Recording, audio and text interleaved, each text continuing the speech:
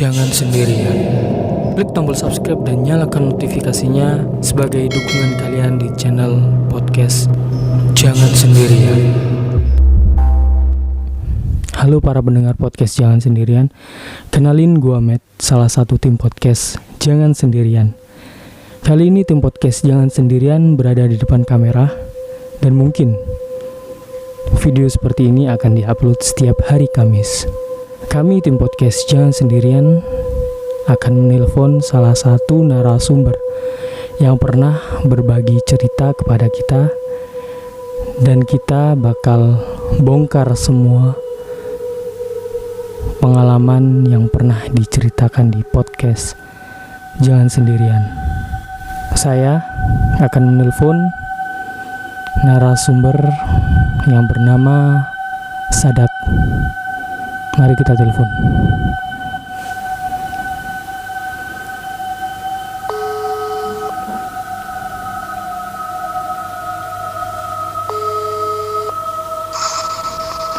Halo, assalamualaikum. Waalaikumsalam. Saudaraku. Gimana kabarnya? Alhamdulillah. Sehat waras selamat. Ya. Oh ya. Alhamdulillah baik juga. Oh ya Mas Sadat, kami dari tim podcast Jangan Sendirian lagi syuting untuk YouTube kami. Kami mau menanyakan yang pengalaman di pemandian Kali Serayu. Iya. Ya, itu kan ceritanya sudah kita dengarkan dari pengalaman Mas Sadat. Pemandian Kali Serayu itu dahulunya apa sih sejarahnya? Sejarahnya itu ya memang saluran bendungan gitu dulu itu. Oh. Sejarahnya itu dulu itu di situ tuh ada dam itu kalau di daerah pedesaan itu biasanya untuk irigasi persawahan. Nah, di bawah dam, tepatnya di bendungan Kali Serayu itu, di bawahnya itu ada beberapa sumber mata air panas yang lumayan cukup besar dan sangat bermanfaat bagi warga sekitar dengan kondisi geografis di daerah dataran tinggi di kota kami, yaitu kota kecil di Wonosobo. Mungkin caranya saya tidak begitu menjelaskan detail, hanya saja di situ itu ada dam yang besar. Dam itu dulu adalah bekasnya Belanda atau gimana gitu. Oh, oke. Terus jarak rumah Mas Sadat dari rumah Mas Sadat ke pemandian Kali Serayu itu sekitar berapa kilo? Mungkin saya sambil rokokan nggak apa-apa ya? 2 kilometer. Ya, silakan monggo. Oke. Gimana? Kurang lebihnya 2 kilometer kalau dari rumah saya. Tapi kalau dari pondok pesantren itu paling ya 1 kilometer. 1,5 kilometer lah gitu lah. Itu waktu kejadian Mas Sadat itu memang kepingin mandi di sana atau? Iya, memang sudah kebiasaan dari kami para santri. Kalau malam hari itu kalau habis ngaji itu sering mandi rame-rame meskipun malam hari gitu loh. Kadang ada yang bawa senter, ada yang bawa obor gitu. Ya seadanya untuk menerangi pemandian itu. Kadang juga gelap-gelapan. Yang penting banyak anak itu rasa takutnya tidak ada. Tapi pernah nggak Mas Sadat berenang di sana cuman 2 orang atau 3 orang?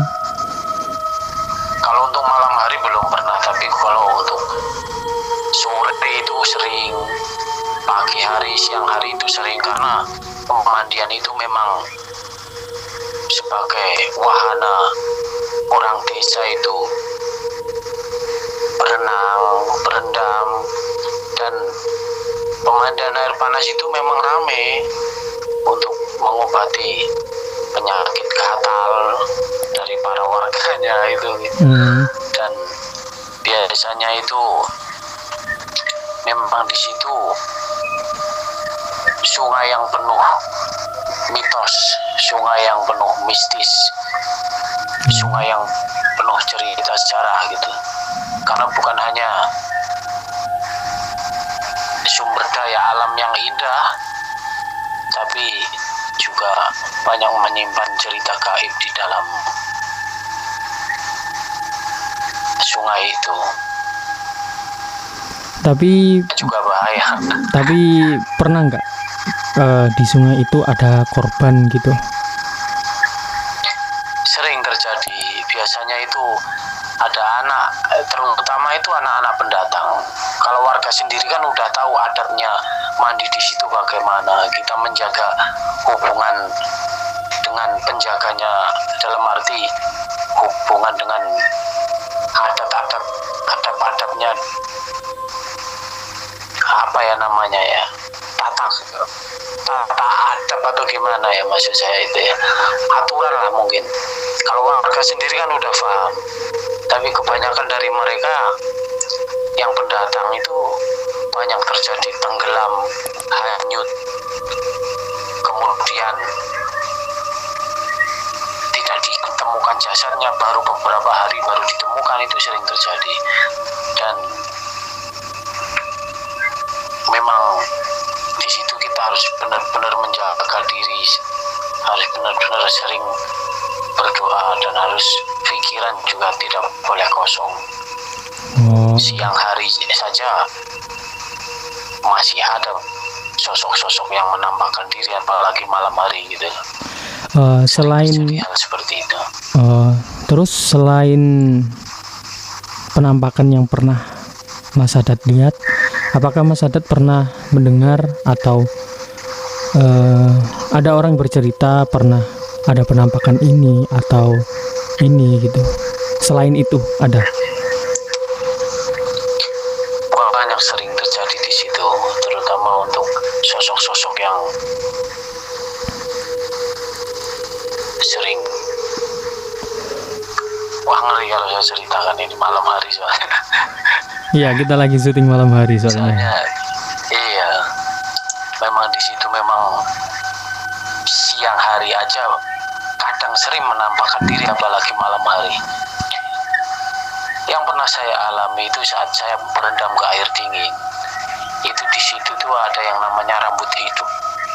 Jika kita terbelit rambut, ya gombal atau namanya itu potongan WW atau apa gitulah istilahnya itu di daerah kami itu. Potongan WW ya. Kalau ada potongan WW di dalam, kita apesnya kena menginjak atau kita tersangkut, itu jelas kita akan tenggelam dan terseret. Dan wallahu alam, jika kita masih diberikan umur panjang oleh Allah, maka kita diberi perlindungan.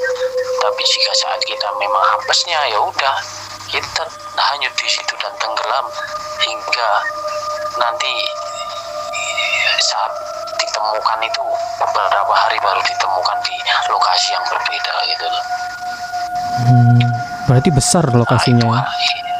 Iya, lumayan besar, dan sungainya itu dalam. Itu di situ ada yang namanya tebing sekitar tingginya 4 meter. Saat anak-anak melompat dari atas kemudian turun ke dasar sungai, itu kadang banyak yang nggak kembali muncul itu. Jadi tenggelam gitu? Ada kejadian, ya tenggelam, tidak naik ke permukaan juga banyak.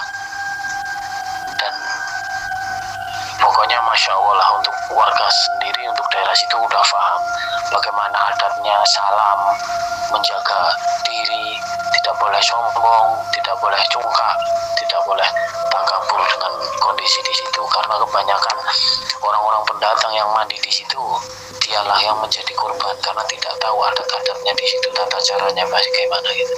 Tata krama ya lebih utama itu. Tata krama yang lebih diutamakan di situ, karena memang sampai sekarang pun. Jadi singkat cerita begini, Mas Muhammad yang saya hormati. Ya, gimana? Kalau di daerah kami itu ada kepercayaan mitos, saat ada orang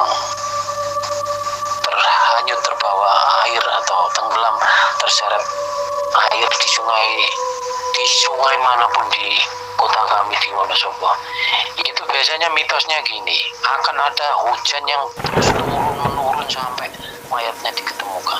Tapi saat jenazahnya diketemukan, maka hujan itu akan reda. Itu akan mengalami hujan turun sampai beberapa hari sampai diketemukan mayatnya, baru hujannya itu akan reda. Tapi wallahu alam, semua itu kuasa Allah. Tapi yang saya alami di daerah kami itu memang seperti itu mitos yang terjadi. Jadi kalau ada orang hanyut terbawa banjir, tenggelam terseret air, jika mayatnya belum diketemukan maka akan mengalami hujan yang terus menerus. Selama sampai ditemukan itu mayatnya. Iya, sampai ditemukan. Bahkan itu ada yang dulu pernah cerita itu, umpama tenggelamnya di lokasi titik pemandian, kita bisa menemukan jenazahnya itu kadang sampai kota lain, yaitu Bendungan Merican, Banjarnegara, itu di seberang kota kami, masih dalam lingkungan Jawa Tengah. Tapi Kaliserayu itu kan ujungnya kan Bendungan Merican, yaitu adanya di lokasinya di Banjarnegara yang jaraknya hampir sekitar 30-40 km dari kota kami. Wow. Sebagian ada yang ditemukan di situ dan sebagian ada yang ditemukan di lokasi lain, ya tidak jauh dari lokasi itu. Jadi untuk kalian, terutama warga sekitar, mungkin sudah paham, karena di daerah kami itu kan pondok pesantren terbesar di kota. Jadi pusat pendidikan terbesar, pondok pesantren terbesar, jadi banyak orang-orang di situ, perantauan dari seluruh Indonesia, mulai Aceh sampai Irian Jaya itu ada semua, mulai Jambi, Kalimantan, Sulawesi, Ambon, itu ada semua di pondok pesantren itu. Tapi juga banyak menyimpan mitos yang kuat, budaya yang kuat, dan tata krama harus tetap dijaga. Oke. Ya, begitu Bang Mat. Mas Adat, Ya. beri satu saran atau satu kata, dua kata untuk kita lebih hati-hati dalam hal-hal menjaga sikap di tempat lain gitu, terutama untuk pendatang yang datang di kota Wonosobo itu. Boleh kasih satu pesan-pesan gitu buat teman-teman juga. Sebetulnya pesan-kesan ini bukan hanya di kota kami, tapi di semua tempat manapun. Karena di dunia ini memang kita itu hidup bersamaan dan hidup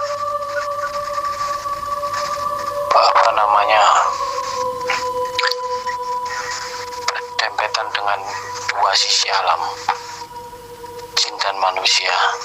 Dan setiap hari pun mereka ada di dalam kehidupan kita. Pesan saya, kita harus tetap selalu berdoa, satu salam. Salam itu paling penting, karena meskipun mereka tidak melihat, kita tidak melihat, tapi jika kita udah mengucap salam, maka mereka akan menghargai kita. Yang ketiga, jaga tata krama, mulai tingkah laku, ucapan, mulai dari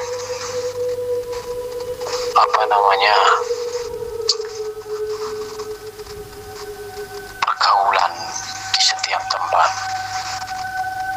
Mungkin pesan saya seperti itu, kita harus selalu mengucap salam dimanapun kita berada, di tempat manapun, di lingkungan apapun, entah itu di pemandian, entah itu kita menyeberang jembatan, entah kita di tikungan, entah kita lewat kuburan, itu wajib kita mengucap salam. Jikalau tidak salam pun kita membunyikan klakson, seperti itu kan. Yang saya paham begitu Bang Mat. Iya. Di tikungan, sebelum ke jembatan, dan di kuburan. Kita pasti setiap perjalanan akan mengalami 3 hal macam ini. Sebelum menyeberang jembatan, tikungan, dan kuburan itu, teruslah jangan lupa mengucap salam. Berarti permisi kan ya? Bunyikan klakson, ya permisi itu istilahnya permisi gitulah. Oke. Seperti itu. Oke. Terima kasih buat Mas Sadat tentang sharing-sharing hari ini dan cerita dari pemandian Kali Serayu. Semisal kalau video ini saya tampilkan foto dari pemandian Kali Serayu, nggak apa-apa kan ya? Monggo silahkan. Hanya saja saya tidak memberikan foto langsung, hanya saja itu saya ambil dari Google karena jarak posisi saat ini memang jauh dari kampung halaman. Oh iya. Oke. Punya foto pemandiannya seperti itu. Oh ya, oke. Minta maaf, saya tidak bisa menjelaskan sosok-sosok yang ada di tempat itu karena itu sangat sensitif. Oh ya. Nanti akan menjadi mimik atau menakut-nakuti orang yang akan datang ke situ. Sebetulnya tetap tidak ada apa-apa, hanya saja kita harus menjaga tata krama, salam, permisi. Itu mungkin cukup seperti itu. Oke, mungkin cukup sekian Mas sampai Sadat. saat ini ya. Mungkin sampai cerita saat ini masih ada terus di pemandian itu. Kejadian setiap tahun itu pasti ada, setiap waktu itu pasti ada, dengan orang yang berbeda, dengan waktu yang berbeda itu pasti ada di situ. Oke. Jadi tetap waspada, tetap salam permisi gitu. Oh ya. Oke Mas Sadat, terima kasih buat semuanya ya. Oke, selamat malam. Selamat malam. Ya, assalamualaikum. Waalaikumsalam. Oke, mungkin cukup sekian cerita dari Mas Sadatnya langsung dari narasumbernya di pemandian Kali Serayu. Jangan lupa klik tombol subscribe dan nyalakan loncengnya sebagai dukungan kalian di podcast Jangan Sendirian. Saya Matt, salah satu tim podcast Jangan Sendirian, pamit. Terima kasih.